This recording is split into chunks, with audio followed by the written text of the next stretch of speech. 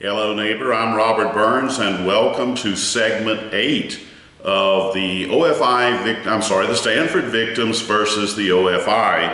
And you may recall from the last segment we did that I intended to sleep in because Miss Van Tassel's video was to go another hour and 30 minutes or so.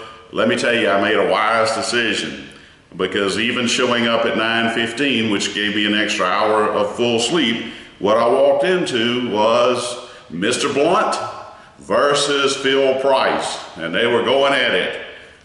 Basically, Mr. Price was unhappy that evidence had been introduced by way of that video without being offered to file and introduce in the whole 9 yards. And he said, I'm incensed, I believe. He said, I'm incensed by it. Judge Johnson said, look, the horse has been out the barn and it's incumbent upon the parties to make an objection, and it's not the court's duty to basically act proactively. Mr. Price complained that he had never seen the video, to which Mr. Blunt countered that he certainly could have purchased one. Mr. Price, again, occasionally these two attorneys will get a little personal, and Mr. Price said, look, they knew what they were doing. They knew what they were doing was wrong. They knew it was wrong, and they did it anyway, to which Mr. Blunt took offense. And he said, Your Honor, that is not the way I practice law. And he said, we didn't intentionally do anything wrong here. And his quote was, that is not the way I practice law. By the way, just as a matter of housekeeping, we did lose one more juror to COVID, so bear in mind that we are now down to only one surplus, if you will, surplus juror. That is to say there are 12 actives and one alternate. So we can only lose one more. And well, you can keep going if you lose one more, but if you lose two more, that's it.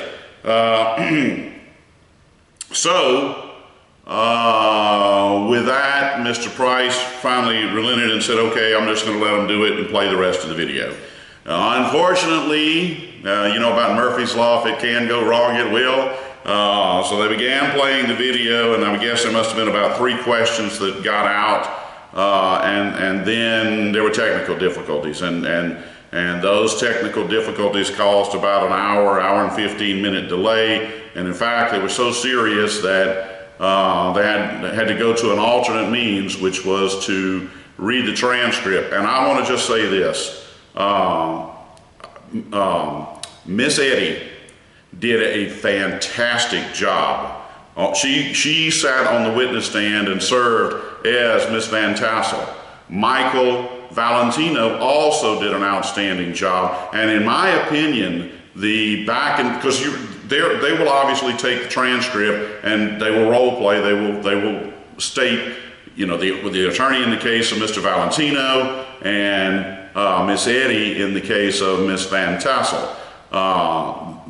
To me, this was far more efficient. It was far faster. It was more efficient, and quite frankly, I think it was more effective.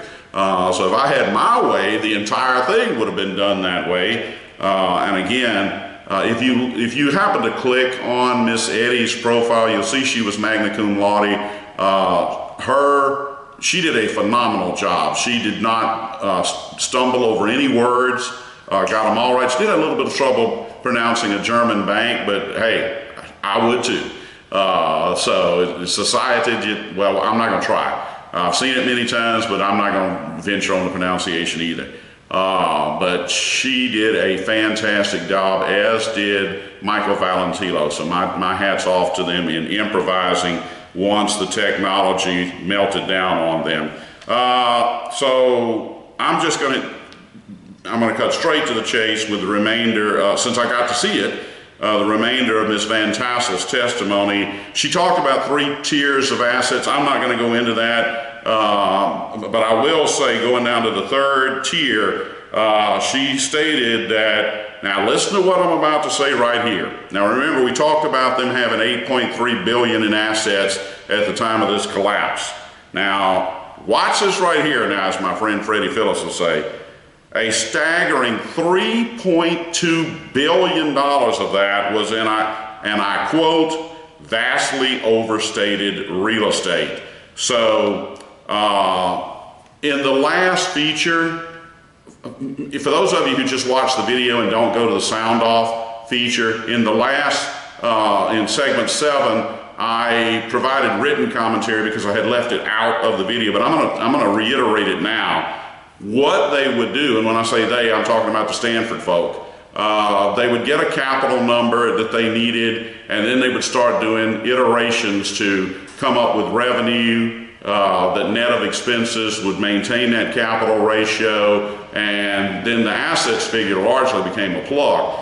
This is how they could plug. When you have assets like this, you can just make the value whatever you need it to be to fill the hole. And that's exactly what she's saying they did. Vastly overstated real estate. So I'm going to go on from that. She also testified to the fact that the Antigua regulators took bribes. The independent auditors took bribes, and I'm going to give a little bit of a tip of the head, but not much. We're going to be talking on another segment. I want that segment all by itself, about a gentleman named Joseph Borg. He is the securities, he was the securities head of the Alabama Securities Commission, the director of it for some 28 years. And he strongly emphasized that states cannot go in and preempt the feds, and the feds are the one that had the authority on this. But this is the analogy I want to make, because somehow there's a belief that OFI has liability here for not going in and doing this. And we're going to get to him in just a second, but basically there was a 4 to 5 year investigation by the SEC. And they couldn't get documents, okay? The actual regulator, the powerful one, the federal one, couldn't get documents, all right? Obviously, even if they got documents, they're not worth the paper they're printed on. But here's the analogy I want to make. Picture OFI being in a canoe that is trying to and two people trying to paddle upstream against Niagara Falls, okay? It's not going to happen, all right? The OFI, like I said, like they have said, was not even, it was not even where this place was headquartered. That was in Texas. So you got little OFI with a couple of paddles that they're supposed to go in and somehow take the bull by the horns on this thing? No. What we'll get to in just a moment, it's impossible for me not to skip ahead a little bit, is that when that meeting took place, do you want to know why the SEC turned it all over to the Justice Department? Because they couldn't get records.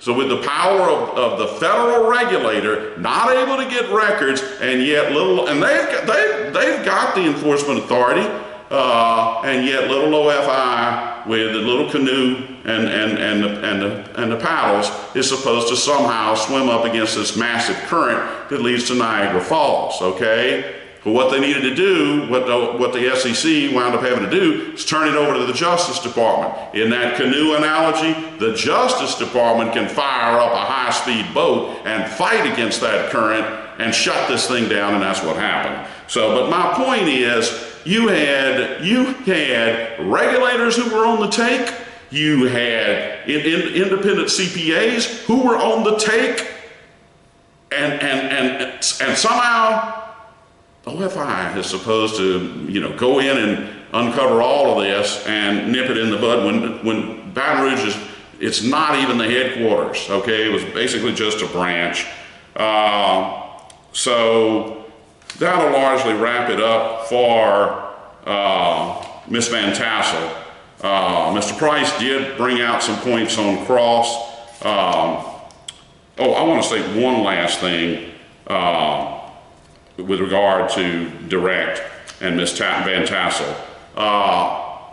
She did testify to the fact that there was a massive, if you wired the money to fund your CD, that went through TD Bank, which is a bank in Canada. And I will just say this, About 14, 15 months ago, TD Bank, along with 3 other banks, reached a $1.6 billion settlement with the Stanford investors. They were facing a trial over in Houston, and they made the decision to settle. But now here's the deal. Allen Stanford filed a federal lawsuit to block the settlement. And that wound up having to go to the Fifth Circuit. It wound up having to go to the Supreme Court. In fact, we'll give you the link on the Supreme Court one. You're welcome to go read it. Basically, Stanford is still delusional in saying that, well, if they hadn't come in and shut this thing down, everybody could have gotten paid and nobody would have lost anything, so he's against the settlement. Now that it's been heard by the Supreme Court and it's been kicked out, and that was about 7 or 8 weeks ago, there was an article I read that said that the investors will now get net $1.38 billion. So that's out of the 1.6 billion. The other 220 million to go into receiver fees, attorney's fees, the whole 9 yards. But think about that. That is about 25 cents on the dollar. So the good news for these Stanford investors, because anybody would have sympathy for what happened here. The good news is, and I know it's been 15 years after the fact, but they should soon start receiving funds of about net now, about 25 cents on the dollar for what they lost. And I think that, you know, that has to be a pleasing development, and I'm glad that it happened for them. Next up, away from the jury, there was a ton of fighting about what exhibits would be in. I'm not going to go into all of that, but that took a while. But in a nutshell, it involved all of these other characters that are in orange jumpsuits, and that's all for comparative fault in the event that the jury would find liability. In the interrogatories, they'll need to allocate that comparative fault. That's all I'm going to say on that, because that was an awful lot of arguing that went on. So the next witness up was Mr. John Ducre. You may remember he testified previously. I have to pay a big compliment to the OFI and the attorney team at Phelps Dunbar. Mr. Blunt started pretty much early on. He reviewed the fact again that Mr. Ducre, that was his entire working career. It was strictly OFI, and it was some 35 years. He provided the foundation for Mr. Ducre's character, which I don't think anybody would call into question, but I think he was further able to drive home the fact that he serves on the board of directors of the second largest bank in this area, and he gave the asset total at $7.5 billion.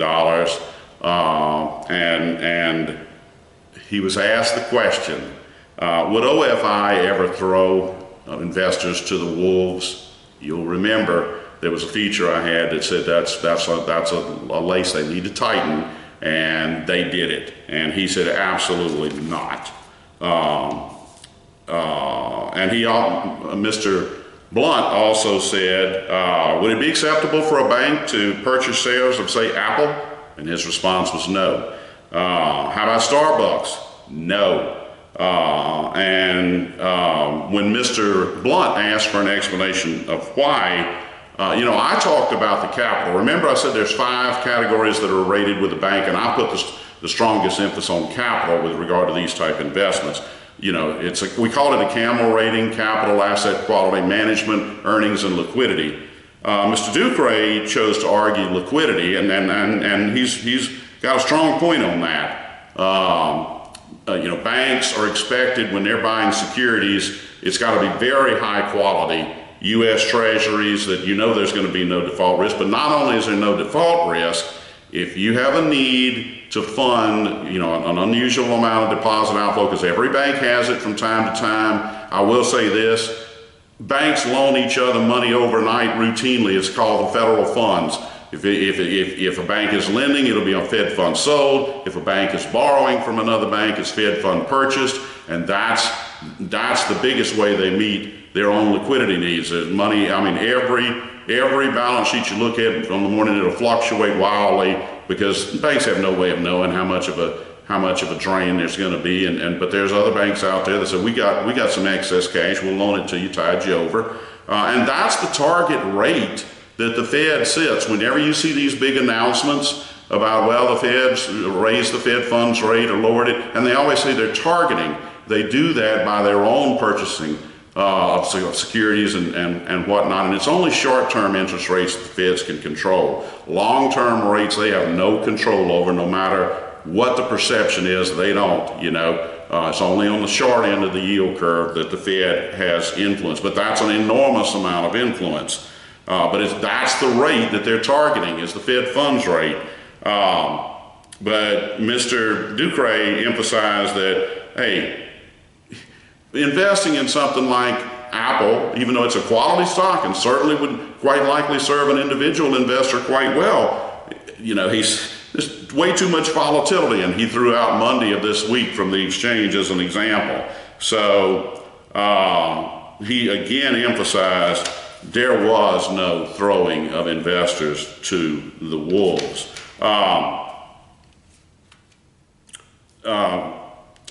When it came time for Cross, well, let me a little bit more. Mr. Ducre emphasized that one of the reasons they have to scrutinize the investment so carefully is because it's FDIC insurance that's on the line here,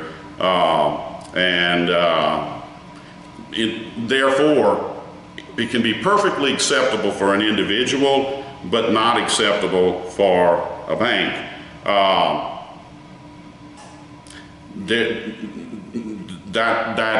memo was placed up again. Remember the memo I talked about that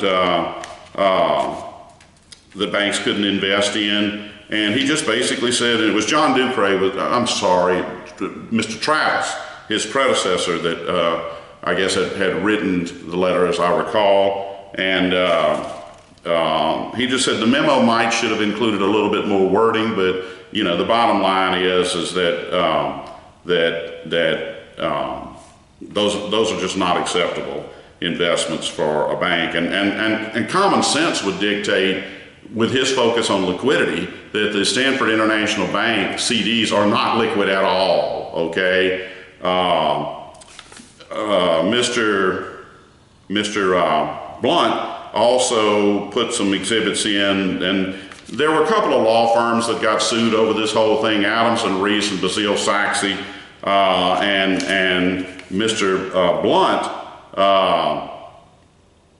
emphasized, he put it in front, and the bottom line is you had these Stanford folk who it was an attorney by the name of Claude Reynaud at Basile Saxe, and he is telling the Stanford group folk, look, you're gonna have to do a better job of trying to satisfy John Ducre. He's not just gonna roll over, you know. So I thought that Mr. Blunt did an excellent job of introducing that evidence to show that Mr. Ducre was not going to be some pushover in that regard, and the commentary by Mr. Reynaud pretty well reflected that. Mr. Ducre also said that when they tried to get financial information during the period of January of 08 to June of 08, he said they got the runaround from folks in Antigua, from the regulators, saying, well, we have anti-privacy laws that would prohibit us from providing that. Then, and I barely could keep from laughing on this one, because at some point, it's like, my God, what an operation those folks had down in Antigua. He said that the Stanford folk actually impersonated the regulators in telling them about these privacy laws and why they could not have access to the records. He even that was Miss Van Tassel, I believe, that testified that even the president of the bank couldn't have, who I'm sure was a puppet, couldn't have access the president of the bank couldn't have access to the records. So give me just a minute. Another good point. While Mr. Ducre was still on the stand, Mr. Blunt questioned him about Mr. Price having previously posed the question of, well, you knew, quote, you knew you'd have a mess on your hands if you shut this place down, didn't you? That's the perfect example of what I was talking about in the last video about leading questions. Mr. Price just testifies and then wants the witness to just go ahead and echo what I've said. And I was happy to hear Mr. Blunt say, well, let me rephrase that, not when you were testifying, when Mr. Price was testifying. And then they talked about, I think he had to shut down 3 banks during his tenure, and that it is a little messy, but Mr. Blunt used an analogy saying that, okay, but for the shutdown of a trust, where you're going to have one to acquire the custodian accounts, and he pulled out the top of a bottle of water. I happen to have one here, and I need a little water myself. So he said, isn't it as simple as, was in my right pocket, now it's in my left pocket for the trust, assuming there's an acquiring, and basically that's the case, except it's not going to remain in the same body.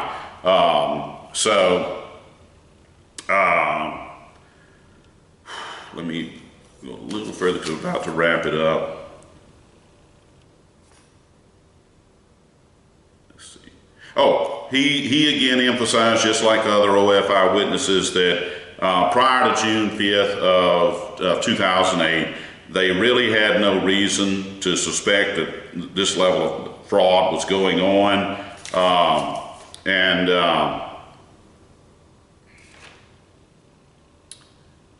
He did say that, look, when it went from 50% concentration the year before to 75%, that did raise alarm bells, and that's when he really got intense on asking questions. He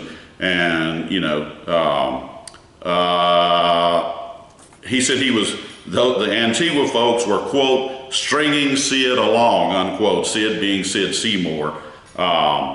Now, Mr. Ducray indicated that when the June 5th meeting took place, that the SEC informed them that they had been conducting a 4 to 5 year investigation. Mr. Seymour had said 4 years, so whichever the case, the SEC had been well aware and trying to delve into this, for a protracted period. And as I said earlier, he said that, well, they had to turn, the SEC was letting everybody know, and that included the Texas regulators, although they joined it by phone, not in person, that the reason they're having to turn this over to the Justice Department is they can't get records. So I'm not going to repeat what I said earlier, but if the SEC can't, somebody needs to explain how OFI was supposed to be able to do it. And even if you did, they're not worth the paper they're printed on, for the very reasons that are just elaborated. We're going to manufacture a statement that is going to have whatever value we need on this, particularly on the real estate, to get us to appear as well capitalized. And then you've got regulators being bribed, you've got external auditors being bribed. So let me see. Oh, Mr. Ducray had also talked about the fact that if in order for a state chartered bank, a state chartered bank can only invest in the same things a nationally chartered bank. By the way, you can know that something is nationally chartered. It's got to have the word national in its title. So when you hear First National Bank of Commerce, that's a nationally chartered bank versus a state chartered bank. And he indicated that a state chartered bank can only invest in the same things that are approved by a national charter unless they get FDIC permission. I talked about the fact that Mr. Travis's letter, that was that letter that I made a replica of for the last feature. Actually, I think we may have reached cross by now. Mr. Ducray did indicate, well, yes, he could have added a little bit more wording, but you got to realize he's dead. and Mr. Ducre said, there's no way I'm going to be able to know the further elaboration about why these weren't acceptable investments for banks. He said, I can only tell you from his own knowledge why they would be unacceptable. Mr. Price also put up what we're going to call the Whitney letter. We've talked about that previously. It was dated January the 7th of 04, and basically it was Whitney terminating any relationship with Stanford International Bank. And Mr. Ducre had said they may have very well just not seen that was a good fit for them with the national focus. It just likely didn't fit well with their, I can't read my writing on that, I'm sorry. He said he had not seen the Whitney letter, but that, only Whitney would be able to explain why they decided to terminate any banking relation with Whitney. In fairness to Mr. Price, I know somewhere in here they talked about Mr. Price had referenced a 1989, apparently in a complaint about Stanford Trust, or Stanford having some improprieties at another bank in another country.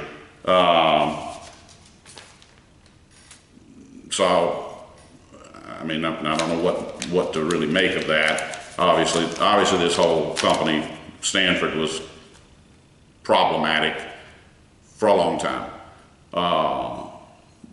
So that's going to cut it off for today, because I do not want to put into this segment Mr. Joseph Borg's testimony. He is the Alabama Securities Regulator, and he's not finished. The reason I'm doing this feature this morning, because court went on until about 6:30, 6:45, and I'll be honest, once I come home and fix me something to eat, I was done for the day. Not to mention that when you come over that time of evening for this clubhouse, there's typically a lot of people in here. Well, not a lot, but I don't like to disturb anyone. So I'm in here this morning began at I guess about 6 o'clock. So got a fresh mind. I would not have had that last night. All right, where things stand. Mr. Borg was on the witness stand. He was under direct. He'll remain under direct. The judge, Judge Johnson, everybody really wanted to get that wrapped up yesterday evening, but it became impossible because we were at, 6:30, and one of the jurors expressed that I've got to go pick up my child. So here's the situation. School starts today, and so all of the jurors and attorneys that expressed that, hey, I'd really like to take my child to school for the first day.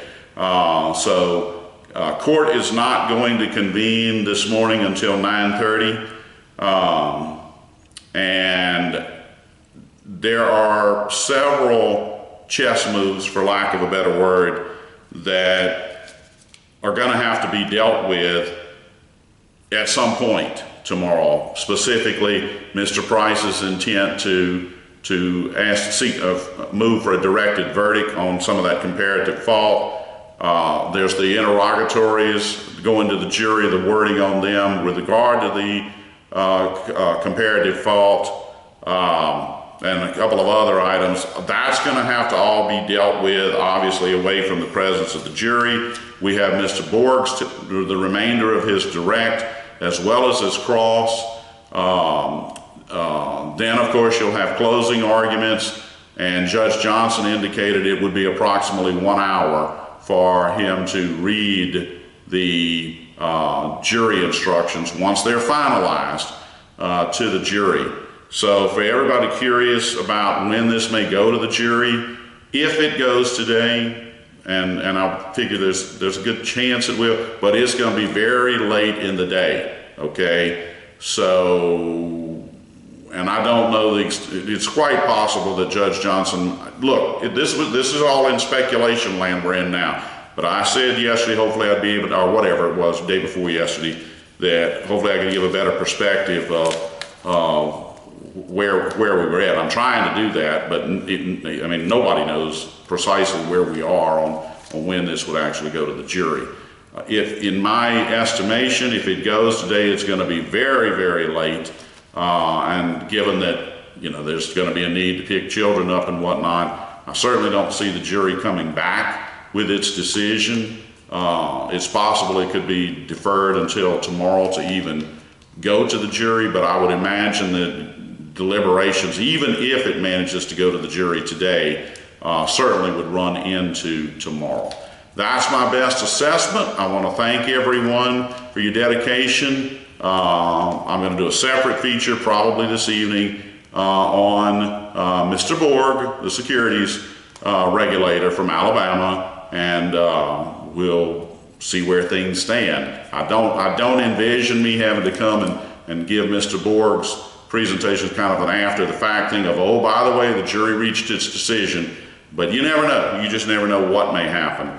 But that's the best assessment for right now. Thank you so much for your dedication, and we look forward to bringing you segment 9 real soon. Thank you so much.